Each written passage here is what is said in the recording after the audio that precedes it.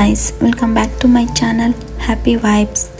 ಈ ವಿಡಿಯೋದಲ್ಲಿ ನಾನು ನಿಮಗೆ ಅಕ್ಕಿನ ಯೂಸ್ ಮಾಡಿಬಿಟ್ಟು ಸಾಫ್ಟ್ ಆ್ಯಂಡ್ ಈಸಿಯಾಗಿ ಇಡ್ಲಿ ಮಾಡೋದು ಹೇಗೆ, ಹಾಗೆ ಅದಕ್ಕೆ ಕಾಂಬಿನೇಷನ್ ಆಗಿ ರಸಮ್ ಮತ್ತು ಕಾಯಿ ಚಟ್ನಿ ಮಾಡೋದು ಹೇಗೆ ಅಂತ ತೋರಿಸ್ಕೊಡ್ತಾ ಇದ್ದೀನಿ. 2 ಗ್ಲಾಸಷ್ಟು ನಾನು ರೇಷನ್ ಅಕ್ಕಿನ ತೊಗೊಂಡು ಚೆನ್ನಾಗಿ ತೊಳೆದ್ಬಿಟ್ಟು ನೀರಲ್ಲಿ ನೆನೆಸಿಡ್ತಾ ಇದ್ದೀನಿ. ಹಾಗೆ ಅದೇ ಗ್ಲಾಸಲ್ಲೇ ಅರ್ಧ ಕಪ್ಪಷ್ಟು ಉದ್ದಿನಬೇಳೆ, 1/4 ಕಪ್ಪಷ್ಟು ಅವಲಕ್ಕಿ, 1/4 ಕಪ್ಪಷ್ಟು ಸಾಬುದಾನಿನ ತೊಗೊಂಡಿದ್ದೀನಿ. ಅದನ್ನು ಕೂಡ ಚೆನ್ನಾಗಿ ತೊಳೆದ್ಬಿಟ್ಟು ನೆನೆಸಿಡಬೇಕು ನೀರಲ್ಲಿ. ಮಿನಿಮಮ್ 6 to 8 ಅವರ್ಸಾರು ಚೆನ್ನಾಗಿ ನೀರಲ್ಲಿ ನೆನ್ಕೋಬೇಕು. ಉದ್ದಿನಬೇಳೆ, ಅವಲಕ್ಕಿ, ಸಾಬುದಾನಿ ಈ 3 ಹಾಕೋದ್ರಿಂದ ಇಡ್ಲಿ ತುಂಬ ಸಾಫ್ಟ್ ಆ್ಯಂಡ್ ಸ್ಮೂತಾಗಿ ಬರುತ್ತೆ. ಈಗ ಚೆನ್ನಾಗಿ ನೆಂದಿದೆ ಅಕ್ಕಿನೂ ಮತ್ತು ಇಡ್ಲಿ, ಸಾಬುದಾನಿ, ಅವಲಕ್ಕಿ ಕೂಡ 8 ಅವರ್ಸ್ ನಾನು ನೆನೆ ಹಾಕಿದ್ದೀನಿ. ಈಗ ಎರಡನ್ನೂ ಸ್ವಲ್ಪ ಸ್ವಲ್ಪ ತೊಗೊಂಡು ಮಿಕ್ಸಿ ಮಾಡ್ಕೊಳ್ಳೋಣ. ಫಸ್ಟ್ ರೌಂಡ್ ನೀವು ನೀರು ಹಾಕ್ದೇ ಗ್ರೈಂಡ್ ಮಾಡ್ಕೊಳ್ಳಿ. ಚೆನ್ನಾಗಿ ನೆಂದಿರೋದ್ರಿಂದ ನೀರು ಅವಶ್ಯಕತೆ ಬೀಳೋದಿಲ್ಲ ಫಸ್ಟ್ ರೌಂಡ್ಗೆ. ನೆಕ್ಸ್ಟು ನೀವು ಗ್ರೈಂಡ್ ಮಾಡ್ಕೊಂಡಾದಮೇಲೆ ಒಂದ್ಸಲ ಚೆಕ್ ಮಾಡ್ಕೊಳ್ಳಿ. ಹಿಟ್ಟು ಏನಾದ್ರು ತುಂಬ ದಪ್ಪ ಆಗಿತ್ತು ಅಂದರೆ ಸ್ವಲ್ಪ ನೀರು ಹಾಕ್ಕೊಂಡ್ಬಿಟ್ಟು ಚೆನ್ನಾಗಿ ಗ್ರೈಂಡ್ ಮಾಡ್ಕೊಳ್ಳಿ. ಆಗ ಅದು ಇಡ್ಲಿ ರವೆ ಇರುತ್ತಲ್ಲ, ಆ ಥರ ಹಿಟ್ಟು ರವೆ ಥರ ಇರಬೇಕು. ಆಗ ಮಾತ್ರ ಇಡ್ಲಿ ಚೆನ್ನಾಗಿ ಬರುತ್ತೆ. ಈಗ ತೋರಿಸ್ತಾ ಇದ್ದೀನಲ್ಲ, ಆ ಥರ ಕೈಯಲ್ಲಿ ರವೆ ಅನ್ನಿಸ್ಬೇಕು. ಆಗ ಇಡ್ಲಿ ಹಿಟ್ಟಿ ಹದ ಬಂದಿದೆ ಅಂತ. ಇಲ್ಲ ಅಂದರೆ ನೀವು ದೋಸೆ ಹಿಟ್ಟು ಮಾಡ್ಕೊತೀರಲ್ಲ ತುಂಬ ಸಾಫ್ಟಾಗಿ, ಅದಕ್ಕಿಂತನೂ ಸ್ವಲ್ಪ ದಪ್ಪ ಆಗಿ ನೀವು ಗ್ರೈಂಡ್ ಮಾಡ್ಕೊಳ್ಳಿ ಹಿಟ್ಟನ್ನ. ಇವಾಗ ನೋಡ್ತಿದ್ದೀರಲ್ಲ, ಈ ಥಿಕ್ನೆಸ್ಸಲ್ಲಿ ಹಿಟ್ಟು ಬರಬೇಕು. ಹಾಗೆ ಇದಕ್ಕೆ ನಾನು ಸ್ವಲ್ಪ ರುಚಿಗೆ ತಕ್ಕಷ್ಟು ಉಪ್ಪನ್ನ ಹಾಕಿಬಿಟ್ಟು ಮಿನಿಮಮ್ 6 to 8 ಅವರ್ಸಾರು ಹಿಟ್ಟು ಚೆನ್ನಾಗಿ ನೆನಿಬೇಕು. ಆಗ ಹಿಟ್ಟು ಸ್ವಲ್ಪ ಉಬ್ಬಿ ಬರುತ್ತೆ. ನಾನು ಇದಕ್ಕೆ ಯಾವುದೇ ರೀತಿ ಸೋಡಾನ ಮಿಕ್ಸ್ ಮಾಡಿಲ್ಲ. ಇವಾಗ ರಸಮ್ ಮಾಡೋದು ಹೇಗೆ ಅಂತ ನೋಡೋಣ. ನಾನು ಫಸ್ಟು 1 ಕಪ್ಪಷ್ಟು ಬೇಳೆ ಹಾಗೆ ಅರ್ಧ ಕಪ್ಪಷ್ಟು ಹೆಸರು ಬೇಳೆನ ತೊಗೊಂಡು ಚೆನ್ನಾಗಿ ತೊಳೆದ್ಬಿಟ್ಟು ಡೈರೆಕ್ಟಾಗಿ ಒಲೆ ಮೇಲೆ ಬೇಯಲಿಕ್ಕೆ ಇಡ್ತಾ ಇದ್ದೀನಿ. ನೀವು ಕುಕ್ಕರಲ್ಲಿ ಇಟ್ಟರೆ ಒಂದೊಂದು ಸಲ 1 ವಿಷಲ್ಗೆ ತುಂಬಾ ಬೆಂದ್ಬಿಡುತ್ತೆ. ಹಾಗೆ ಡೈರೆಕ್ಟಾಗಿಟ್ಟರೆ ನೋಡ್ತಾ ಇರ್ಬೋದು, ಅದು ಎಷ್ಟು ಬೇಕೋ ಅಷ್ಟಕ್ಕೆ ನಾವು ಬೇಯಿಸ್ಕೋಬೋದು. ಈಗ ಹಿಟ್ಟು ಕೂಡ ಚೆನ್ನಾಗಿ ನೆಂದಿದೆ. 8 ಅವರ್ಸ್ ಇದನ್ನು ನೆನೆಸಿದ್ದೀನಿ. ಇವಾಗ ನೀವು ನೋಡ್ಬೋದು ಹಿಟ್ಟು ಎಷ್ಟು ಚೆನ್ನಾಗಿ ಉಬ್ಬಿದೆ ಅಂತ. 1 ಸ್ಪೂನಲ್ಲಿ ಹಿಟ್ಟನ್ನ ಚೆನ್ನಾಗಿ ಮಿಕ್ಸ್ ಮಾಡ್ಕೊಳ್ಳಿ. ಇವಾಗ ಇಡ್ಲಿ ಪ್ಲೇಟ್ಗೆ ಚೆನ್ನಾಗಿ ಎಣ್ಣೆ ಸವರ್ಬಿಟ್ಟು ಹಿಟ್ಟನ್ನ ಹಾಕ್ಕೊಳ್ಳಿ. ನಿಮಗೆ ಗೊತ್ತಾಗುತ್ತೆ ಪಾತ್ರೆಯಲ್ಲಿ ಸ್ಪೂನಿಂದ ಇಡ್ಲಿ ಹಿಟ್ಟನ್ನ ತಿರುಗಿಸುವಾಗಲೇ ಇಡ್ಲಿ ಎಷ್ಟು ಚೆನ್ನಾಗಿ ಬರುತ್ತೆ ಅಂತ. ಎಣ್ಣೆನ ಇಡ್ಲಿ ಪ್ಲೇಟಿಗೆ ಸವರೋದ್ರಿಂದ ಇಡ್ಲಿ ಬೆಂದಮೇಲೆ ಯಾವ ಇಡ್ಲಿನೂ ಪ್ಲೇಟಿಗೆ ಹತ್ಕೊಳ್ಳೋದಿಲ್ಲ. ಈಸಿಯಾಗಿ ನೀವು ತೆಗಿಬೋದು. ಈವನ್ ನೀವು ತಟ್ಟೆ ಇಡ್ಲಿ ಮಾಡಬೇಕು ಅಂದರೂ ಸೇಮ್ ಪ್ರೊಸೀಜರೇ.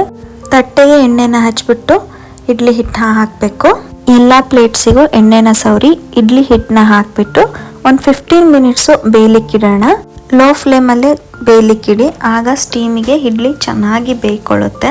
ಸಾಬುದಾನಿ ಮತ್ತು ಅವಲಕ್ಕಿ ಬದಲು ನೀವು ಅನ್ನ ಕೂಡ ಹಾಕಿ ಹಿಟ್ಟನ್ನ ಗ್ರೈಂಡ್ ಮಾಡ್ಕೋಬೋದು. ಆವಾಗ ಕೂಡ ಇಡ್ಲಿ ಸಾಫ್ಟ್ ಆ್ಯಂಡ್ ಸ್ಮೂತಾಗಿ ಬರುತ್ತೆ. ಇಡ್ಲಿ ಬೇಯೋ ಅಷ್ಟರಲ್ಲಿ ರಸಮ್ಗೆ ಏನು ಬೇಕೋ ಅದನ್ನು ರೆಡಿ ಮಾಡ್ಕೊಂಡ್ಬಿಡೋಣ. ರಸಮ್ಗೆ ನಾನು 2 ಟೊಮೊಟೊನ ಸಣ್ಣದಾಗಿ ಹೆಚ್ಕೊಂಡಿದ್ದೀನಿ. ಹಾಗೆ ಅರ್ಧ ಈರುಳ್ಳಿನ ಸಣ್ಣದಾಗಿ ಹೆಚ್ಕೊಂಡಿದ್ದೀನಿ. ಈಗ ಬೇಳೆ ಕೂಡ ಚೆನ್ನಾಗಿ ಬೆಂದಿದೆ. ರಸಮ್ಗೆ ನೀವು ಬೇಕಿದ್ರೆ ತೊಗರಿ ಬೇಳೆ ಕೂಡ ಬಳಸ್ಕೋಬಹುದು. ಬೇಳೆ ಹಾಗೆ ಹೆಸರು ಬೇಳೆ ಬಳಸೋದ್ರಿಂದ ಯಾವುದೇ ರೀತಿ ಪಿತ್ತ ಆಗೋದಿಲ್ಲ, ದೇಹಕ್ಕೆ ತಂಪು ಕೂಡ. ಇವಾಗ ಕಾಯಿ ಚಟ್ನಿ ಮಾಡಲಿಕ್ಕೆ ಒಂದು ಜಾರ್ಗೆ 2 ಮೆಣಸಿನ್ಕಾಯಿ ತೊಗೊಂಡಿದ್ದೀನಿ. 1/2 ಕಪ್ಪಷ್ಟು ಕಡಲೆ, ಸ್ವಲ್ಪ ಕೊತ್ತಂಬರಿ, ಕರಿಬೇವು, ಫ್ಲೇವರ್ಗೆ ಅಂತ ಸ್ವಲ್ಪ ಪುದೀನ ಹಾಕ್ಕೊಂಡಿದ್ದೀನಿ. ಹಾಗೆ 2 ರಿಂದ 3 ಬೆಳ್ಳುಳ್ಳಿ, 1/2 ಕಪ್ಪಷ್ಟು ಕೊಬ್ಬರಿ ಹಾಕ್ಕೊಂಡ್ಬಿಟ್ಟು ಈಗ ರುಚಿಗೆ ತಕ್ಕಷ್ಟು ಉಪ್ಪನ್ನ ಹಾಕ್ಕೊಂಡು ಚೆನ್ನಾಗಿ ಗ್ರೈಂಡ್ ಮಾಡ್ಕೊಂಬಿಡಿ. ಈಗ ಕಾಯಿ ಚಟ್ನಿ ಕೂಡ ರೆಡಿ ಆಯಿತು. ನೆಕ್ಸ್ಟು ರಸಮ್ ಮಾಡಲಿಕ್ಕೆ ಒಂದು ಬಾಣಲಿಗೆ ನಾನು 3 ಟೇಬಲ್ ಸ್ಪೂನಷ್ಟು ಎಣ್ಣೆನ ಹಾಕಿ ಅದಕ್ಕೆ ಸ್ವಲ್ಪ ಸಾಸಿವೆ, ಜೀರಿಗೆ, ಸ್ವಲ್ಪ ಉದ್ದಿನಬೇಳೆ ಹಾಕಿಬಿಟ್ಟು ಚೆನ್ನಾಗಿ ಫ್ರೈ ಮಾಡಿ ಅದಕ್ಕೆ ಹೆಚ್ಕೊಂಡಿರೋ ಈರುಳ್ಳಿನ ಹಾಕಿಬಿಟ್ಟು ಎಣ್ಣೆಲಿ ಚೆನ್ನಾಗಿ ಕಂದಿಸ್ಕೊಳ್ಳಿ. ಅದು ಕಂದಿದ ಆದಮೇಲೆ ಹೆಚ್ಕೊಂಡಿರೋ ಟೊಮೊಟೊನ ಹಾಕಿಬಿಟ್ಟು ಎಣ್ಣೆಲಿ ಚೆನ್ನಾಗಿ ಫ್ರೈ ಮಾಡ್ಕೊಳ್ಳಿ. ಚೆನ್ನಾಗಿ ಎಣ್ಣೆಲಿ ಕಂದಿದ ಮೇಲೆ ಸ್ವಲ್ಪ ನೀರನ್ನ ಹಾಕಿಬಿಟ್ಟು 1 ನಿಮಿಷ ಪ್ಲೇಟ್ನ ಮುಚ್ಚಿಟ್ಬಿಡಿ. ಆಗ ಸ್ಟೀಮ್ಗೆ ಈರುಳ್ಳಿ ಟೊಮೊಟೊ ಚೆನ್ನಾಗಿ ಬೇಯ್ಕೊಳ್ಳುತ್ತೆ. ನೆಕ್ಸ್ಟು ಇದಕ್ಕೆ MTR ರಸಮ್ ಪೌಡರ್ನ 2 ಟೇಬಲ್ ಸ್ಪೂನ್ ಹಾಕ್ಕೊಂಡಿದ್ದೀನಿ. ಹಾಗೆ ಮನೆಯಲ್ಲೇ ಮಾಡಿರೋ ಸಾಂಬಾರ್ ಪೌಡರ್ನ 1 ಟೇಬಲ್ ಸ್ಪೂನ್ ಹಾಕ್ಕೊಂಡಿದ್ದೀನಿ. ಹಾಗೆ ಹಚ್ಚ ಖಾರದ ಪುಡಿ 1 ಟೇಬಲ್ ಸ್ಪೂನ್ ಅಷ್ಟು ಹಾಕ್ಕೊಂಡು ಚೆನ್ನಾಗಿ ಮಿಕ್ಸ್ ಮಾಡ್ಕೊಳ್ಳಿ. ನೆಕ್ಸ್ಟು ಇದಕ್ಕೆ ಒಂದು ಅರ್ಧ ಲೋಟದಷ್ಟು ನೀರನ್ನ ಹಾಕಿಬಿಟ್ಟು ಮಿಕ್ಸ್ ಮಾಡಿ ಪ್ಲೇಟ್ನ ಮುಚ್ಚಿಡಿ 1 ನಿಮಿಷ. ಪ್ಲೇಟ್ ಮುಚ್ಚಿಡೋದ್ರಿಂದ ನಾವು ಹಾಕಿರೋ MTR ರಸಮ್ ಪೌಡರು ಹಾಗೆ ಮನೆಯಲ್ಲೇ ಮಾಡಿರೋ ಸಾಂಬಾರ್ ಪೌಡರು ಹಾಗೆ ಖಾರದ ಪುಡಿ ಸ್ಟೀಮ್ಗೆ ಎಣ್ಣೆ ಬಿಟ್ಕೊಂಡ್ಬಿಟ್ಟು ಟೊಮೊಟೊ ಮತ್ತು ಈರುಳ್ಳಿ ಜೊತೆ ಸೇರಿಕೊಂಡು ಚೆನ್ನಾಗಿ ಹದ ಬರುತ್ತೆ. ಇವಾಗ ನೀವು ನೋಡ್ಬೋದು ಸ್ಟೀಮ್ಗೆ ಎಷ್ಟು ಚೆನ್ನಾಗಿ ಮಸಾಲೆ ರೆಡಿಯಾಗಿದೆ ಅಂತ. ಈಗ ಬೇಯಿಸ್ಕೊಂಡಿರ್ತೀವಲ್ಲ ಬೇಳೆನ, ಅದನ್ನು ಹಾಕಿಬಿಟ್ಟು ಚೆನ್ನಾಗಿ ಮಿಕ್ಸ್ ಮಾಡ್ಕೊಳ್ಳಿ.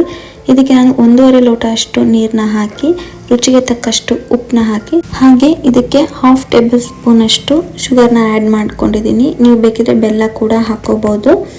1 ನಿಮಿಷ ಪ್ಲೇಟ್ನ ಮುಚ್ಚಿಟ್ಬಿಡಿ.